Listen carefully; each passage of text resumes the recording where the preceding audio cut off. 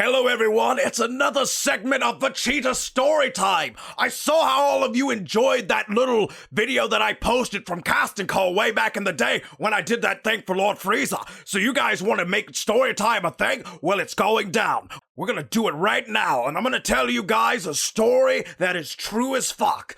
Well, let's get started. Back in the day, which was, a couple years back, I worked at a gas station. Yeah, Vegeta worked at a gas station. Go figure, right? I worked there for a while, and I was a stock boy. I always put the shit up, you know what I mean? I put the candy up, the drinks up, and all that good shit. Be doing that.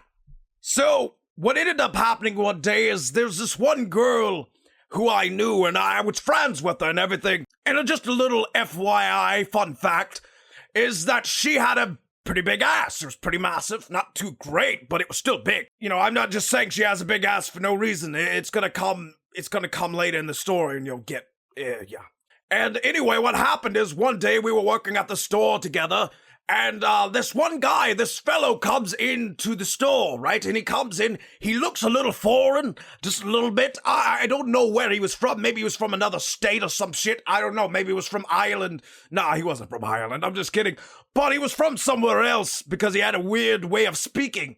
And he came in, and he was like just looking around a little bit, and he was eyeing up my co-worker, my friend who with the big ass. He was kind of eyeing her up a bit, kind of looking at her, taking glances and shit. So I was just like, well, this guy's up to something, right? Well, what ends up happening is that, about after, I'd say around 10 minutes or so of him just looking around the store, he got up to the cashier, he bought a little something, and I'm gonna do my best impression of his voice. He came up, he said, "Oh, yes, I would like a pack of those cigarettes up there." And he did ask that, and as soon as he did that, she turned around, and he said, "No, madam, just up there." And she got up there on a ladder. You get on ladders when you can't reach, because she was kind of short. She was a short-ass bitch. But anyway, yeah, she was shorter than me. Anyway, she got on the ladder, and she's reaching up high. Now, when she's on this ladder, her ass is completely exposed, and you have a complete you got a complete good view of that ass. And the guy was taking advantage. He wasn't taking a look. He wasn't taking a glance. That motherfucker was looking at her like she was a steak on a plate. He was like, And I was looking at that guy, and he looked at me, and then I went like, yeah. That's right, man. She got an ass, bruh. I'm just playing along with him a little bit. I mean, he's just, he's obviously, like, ready to pounce. I could tell just by looking at him. He was ready to pounce, He was ready to jump in on that shit. He was ready to devour. He was ready to divide and conquer. He was ready to go. I knew it. I don't know. I don't know if he's gonna go rape mode or what, but he's giving the look. Anyway, she turns around after she gets the cigarettes, and she turns around, and the guy is right there smiling, giving this very weird smile that looks like he's ready. You know the look you get when you see a convict in the penitentiary, and he's looking at you, and he's like, oh yes, fresh meat. That was the look this guy was giving her. So, me having prior experiences with prisons, picked up on the crazy shit right away with the eyes. I was like, oh, I remember that. There's flashbacks. But anyway, what happens is he gets his cigarettes and all that good shit, and then he proceeds to get closer to the counter. It's like, hey, would you mind come here for a moment? And I'm like, what's going on here? And he asked her, and I quote, "May I have a feel of your ass?" Yes, I know. He asked her, "May I have a feel of your ass?"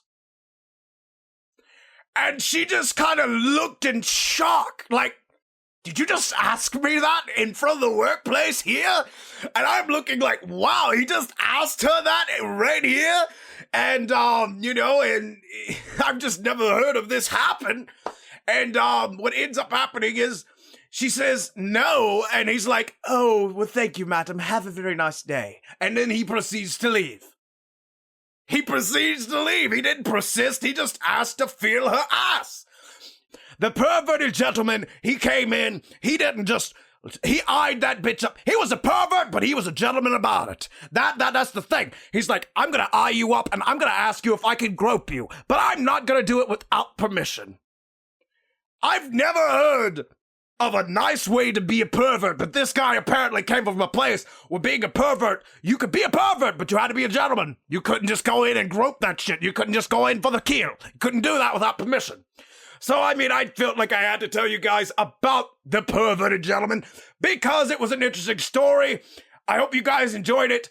If you guys want more of story time, I've got more stories. I got more segments in my head that happened to me. Anyway, guys, this has been Storytime with Vegeta. Subscribe for more of me, and I will give you more story time soon.